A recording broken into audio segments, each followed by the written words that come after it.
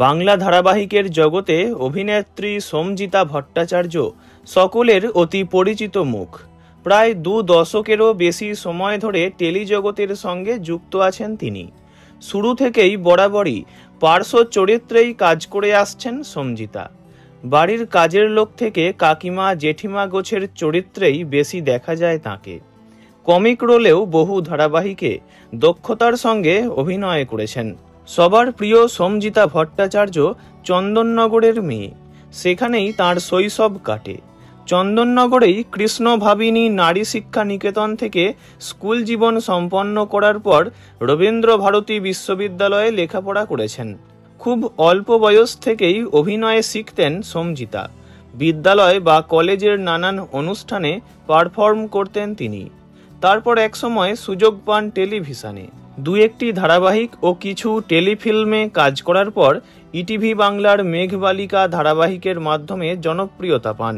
তবে সুবর্ণলতায় সুবালা চরিত্রটি তাঁর কেরিয়ারের টার্নিং পয়েন্ট ছিল। এরপর আর পিছন ফিরে তাকাতে হয়নি।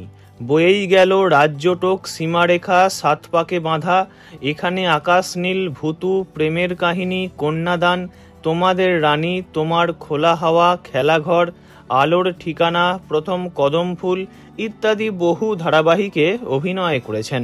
অভিনয় করা ছাড়াও অনেক ছাত্রছাত্রীকেই অভিনয় শেখান তিনি। তাঁর একটি নিজস্ব অভিনয় শিক্ষার প্রতিষ্ঠান আছে।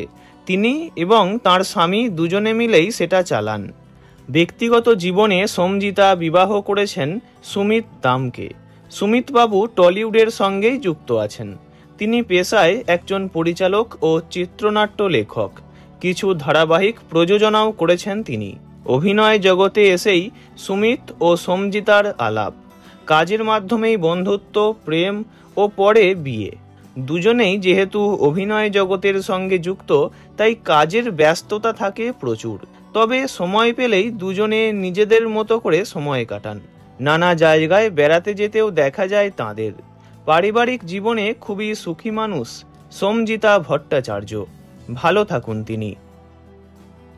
ভিডিওটি ভালো লাগলে লাইক করবেন, অন্য কারো বিষয়ে জানতে কমেন্ট করবেন, আর এমনই সব ভিডিও পেতে চ্যানেলটি অবশ্যই সাবস্ক্রাইব করবেন।